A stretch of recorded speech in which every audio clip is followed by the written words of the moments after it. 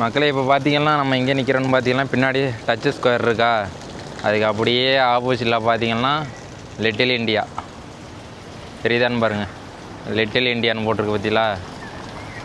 வாங்க லிட்டில் இண்டியாவை அப்படியே நான் உங்களுக்கு சுற்றி காமிக்கிறேன். இது அப்படியே அந்த டச் ஸ்கொயருக்கு ஆப்போசிட்டில் இருக்குது. அந்த லிட்டில் இண்டியா அந்த சைன் போர்டு இருக்கா, அந்த சைன் போர்டு பக்கத்துலேயே பாருங்கள் தண்ணி வந்து ஃப்ளோ ஆகிட்டு இருக்குது. பக்கத்துலேயே எவ்வளோ புறாக்கள் இருக்குன்னு. இந்த புறாக்களுக்கெல்லாம் பயம் வராது. அடேங்கப்பா பற்றியில் எவ்வளோ புறா இருக்குன்னு. எல்லாம் பொறி போட்டிருக்காங்க மக்களை. இது எல்லாமே தமிழ் கடை லிட்டில் இண்டியாங்கிறனால. ஹரி ஓம்னு ஒரு ரெஸ்டாரண்ட் இருக்குது. ஸ்டாரிக்னு ஒரு கடை இருக்குது, மளிகை கடை மாதிரி எது இருக்கா. அப்படியே இந்த வீதியில் இப்படி போயிட்டு அப்படி சுற்றி நான் உங்களுக்கு காமிக்கிறேன் லிட்டில் இண்டியாவை. மலாக்காவில் உள்ள லிட்டில் இண்டியா.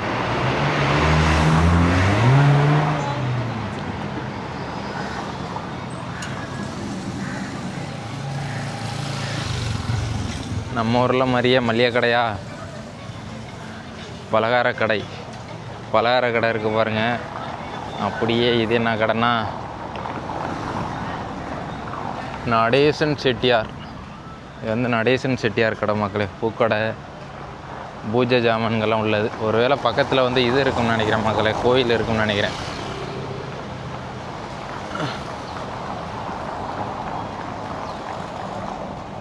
ராமசாமி செட்டியார் கடை, பூக்கடை. அப்படியே வந்தோம்னா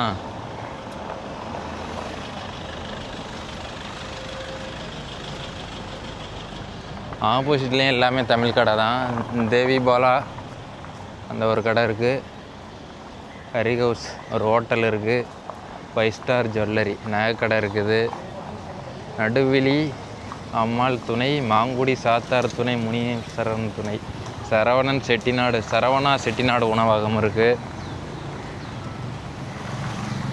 அதுக்கு இந்த பக்கம் பார்த்தீங்கன்னா ஆப்போசிட்டில் தேவி பாலா சில்க்ஸ் இருக்குது.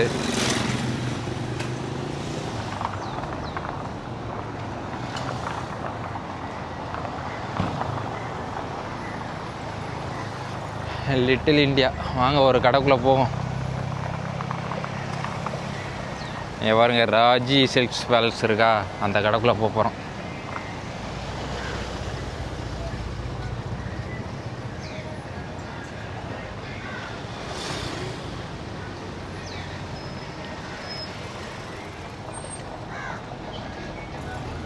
அப்படியே போயிடலாம் மக்கள்.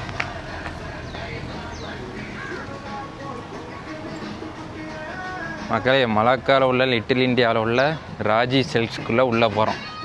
எதுக்கு போகிறோம்? ஏதாவது எடுக்க போகிறோம். வாங்க என்ன எடுக்கிறேன்னு பார்ப்போம்.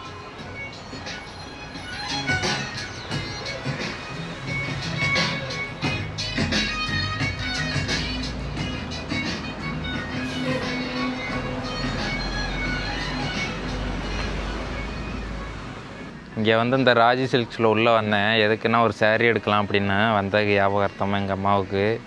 ஆனால் என்னென்னா இந்த சேரீ எல்லாமே இந்தியாவிலேருந்து தான் வந்ததாமா.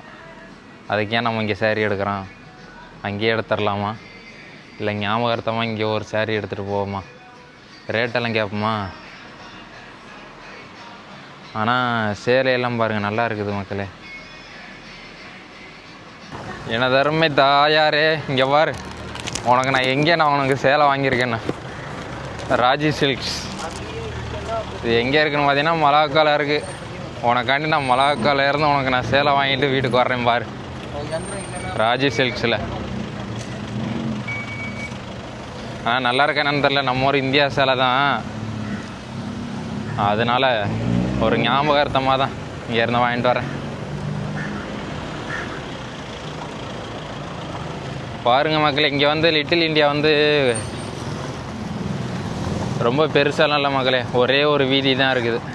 ஒரு வீதியில் ஒரு 250 மீட்டர் முன்னையும் பின்னையும் இருக்குது. அந்த 250 மீட்டர் போனோம்னா அவ்வளோதான் லிட்டில் இண்டியா. இங்கே 5 ஸ்டார் ஜுவல்லரி போய் ஒரு அரை பவுன் வீட்டுக்கு நகை எடுத்துகிட்டு போயிடுவோமா. நகையெல்லாம் எடுக்கிற மாதிரி இல்லைப்பா. ஒரு சேரீ எடுத்தோமா அதே போதும். ராஜி கல்யாண மாப்பிள்ளை எக்ஸ்க்ளூசிவ் க்ரூம் ஸ்பெஷலிஸ்ட். திருமண பட்டு சேரீ தான் இங்கே அதிகமாக இருக்குன்னு நினைக்கிறேன் இந்த சேலை கடையில். அதுக்கு ஊர்லேயே நான் எடுத்து வந்துருப்பேன். நான் இங்கே எடுத்ததுக்கு எவ்வளோ தெரியுமா? 70 ரிங்கெட்டு. நம்ம ஊர் காசுக்கு 1500 அந்த சேலை.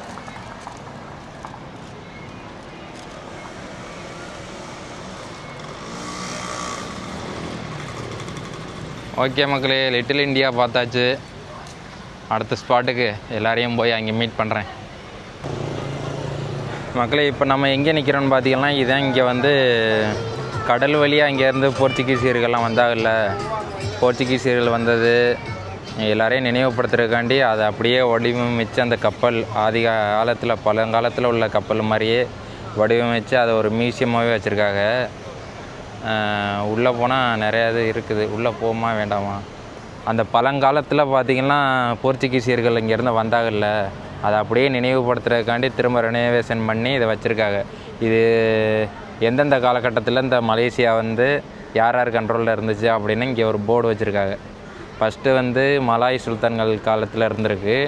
அதுக்கப்புறம் பார்த்திங்கன்னா போர்ச்சுகீசியர்கள் வந்து மலாக்கா கைப்பற்றியிருக்காங்க. போர்ச்சுகீசியருக்கு அப்புறம் டச்சுக்காரர்கள் வந்திருக்காங்க. திரும்ப வந்து ஜப்பானியர்கள், அடுத்து வந்து ஆங்கிலேயர்கள், அடுத்து வந்து சுதந்திர மலேசியா. அது இந்த வகையில் இது பயணப்பட்டு வந்திருக்கு அப்படின்னு அந்த இடத்துல ஒரு சைன் போர்டு இருக்குது. அது மட்டும் இல்லாமல் இந்த கப்பலில் வந்து இங்கே உள்ள வளங்கள்லாம் எடுத்துக்கிட்டு யூரோப்புக்கு போயிருக்காங்க.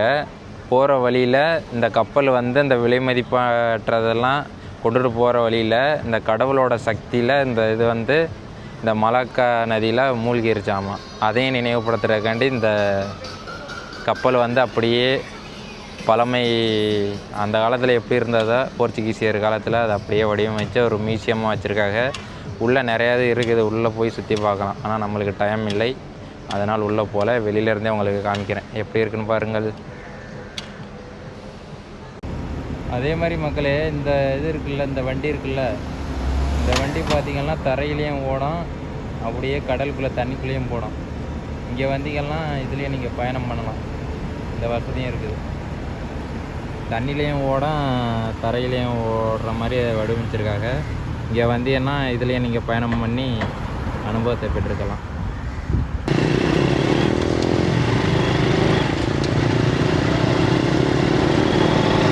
மக்களே, இப்போ நம்ம எங்கே போயிட்டு இருக்கோம்னா தண்ணிக்குள்ளேயே ஒரு மசூதி இருக்குது மக்களே. இங்கே அதாவது தண்ணியிலே வந்து ஃப்ளோட்டிங் மசூதின்னு சொல்கிறாங்க.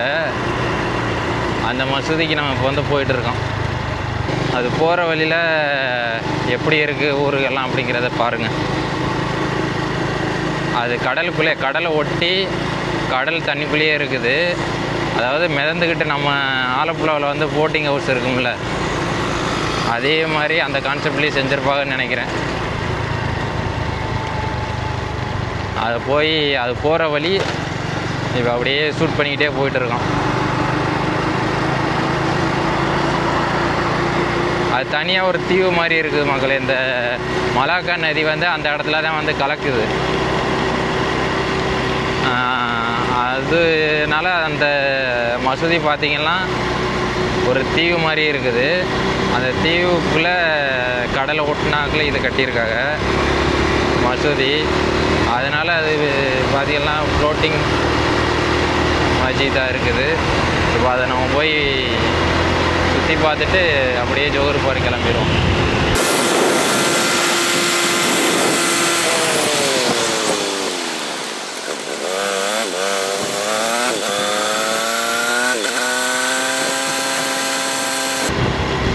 இதான் மக்களே அந்த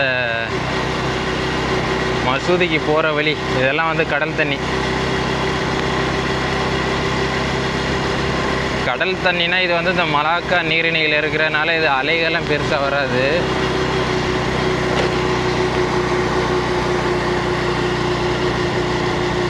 அதனால் அலைகள்லாம் நீங்கள் எதிர்பார்க்க முடியாது. சும்மா நீங்கள் தண்ணியை மட்டும் பார்த்துக்கலாம். நம்ம அந்தமான் கடலோட தண்ணி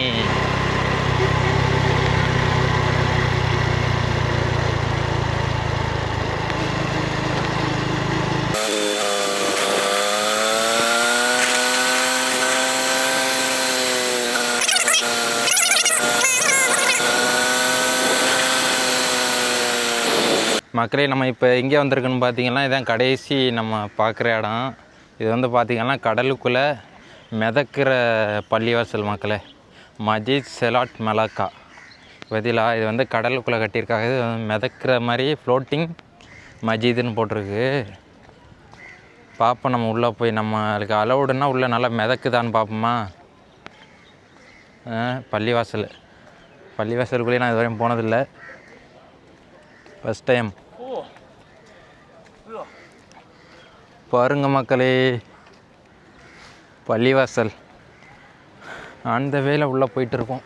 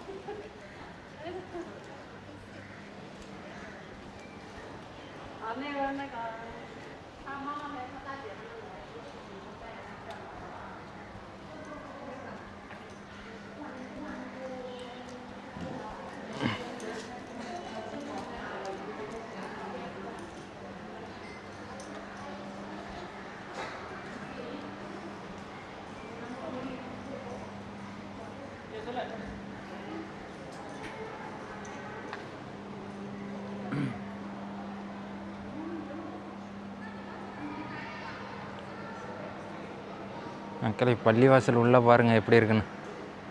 அப்படியே மேலே பாருங்கள். ஏதா அந்த வெளியிலேருந்து பார்க்குறதுக்கு குடுவை மாதிரி இருந்ததில்ல, அதோட உள்பகுதி. அப்படியே இடது பக்கம் போகிற மக்களை.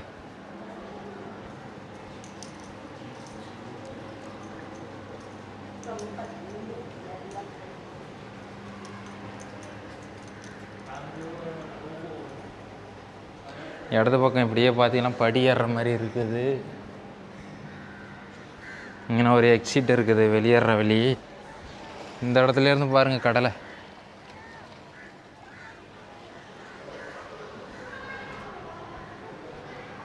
அப்படியே உள்ளே போனோம்னா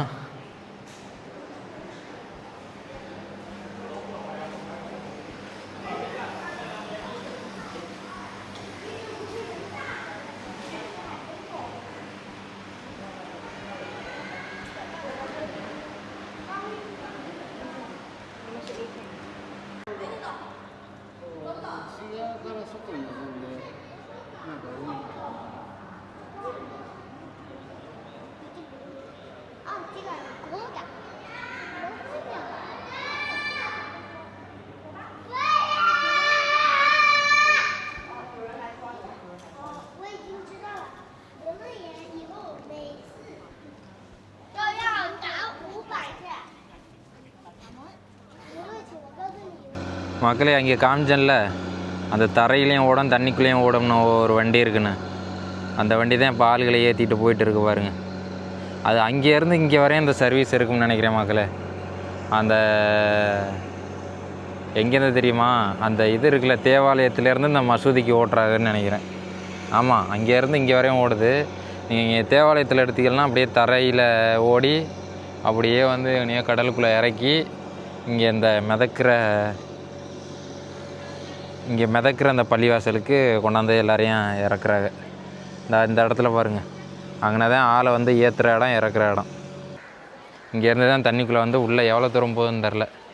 அப்படியே உள்ளே போய் அப்படியே இன்னொரு பக்கம் கரையேறதா இல்லை இங்கேருந்து கரையில் வந்து இந்த இடத்துல தண்ணிக்குள்ளே இறங்கி குறிப்பிட்ட தூரம் போயிட்டு வரதா என்னன்னு தெரியல மக்களே. ஆனால் இந்த இடத்துல தான் அந்த தண்ணிக்குள்ளேயே இருக்கிற மசூதி, அந்த மசூதிக்கிட்ட தான் தண்ணியில் இறங்குது அந்த வண்டி. வந்தீங்கன்னா அது ஒரு நல்ல எக்ஸ்பீரியன்ஸாக இருக்கும், அதையும் ட்ரை பண்ணி பார்க்கலாம் மக்களே. இந்த ஜொகூர் பாரு டு மலாக்கா அந்த பயணம் பார்த்திங்கன்னா கடைசி பாயிண்ட் வந்து இந்த தண்ணிக்குள்ளேயே இருக்கிற மசூதி தான். இந்த பள்ளிவாசலோட இந்த வீடியோ வந்து முடியுது.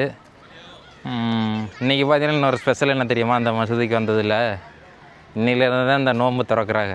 அந்த 30 நாள் நோன்பு இருக்குல்ல, ரெகுலராக நோன்பு திறப்பாகல, அது இன்னையிலேருந்து தான் ஆரம்பிக்குது. கரெக்டாக நம்மளும் அந்த நாள் வந்து மசூதிக்கு வந்திருக்கோம் பார்த்தீங்களா. ஆனால் மசூதி நான் அந்த தேவாலயம் மசூதி எல்லாமே நம்ம அந்த இடத்துக்கு போலாட்டி நம்ம மைண்டுக்குள்ளே ஒரு எண்ணங்கள் இருக்கும்ல, அதெல்லாம் இப்படி தான் இருக்கும்ண்ணா. ஆனால் நம்ம நினச்சிக்கிட்டு நம்ம மைண்டில் உள்ள மாதிரிலாம் இல்லை மக்களே. அந்த மசூதிக்குள்ளே போய் பார்த்திங்கன்னா அவங்க தொழுகிறது, அந்த தொழுகிறதுக்கு உள்ள இது மட்டும்தான் இருக்குது. மற்றபடி எதுவும் ஒரு படங்கள் அது மாதிரியெல்லாம் இல்லை. அந்த மசூதியோட கட்டடக்கலை மட்டும்தான். மற்றபடி பெருசாக எதுவும் அந்த இஸ்லாமியர்களை சார்ந்தது எதுவும் இருக்கிற மாதிரி தெரியல.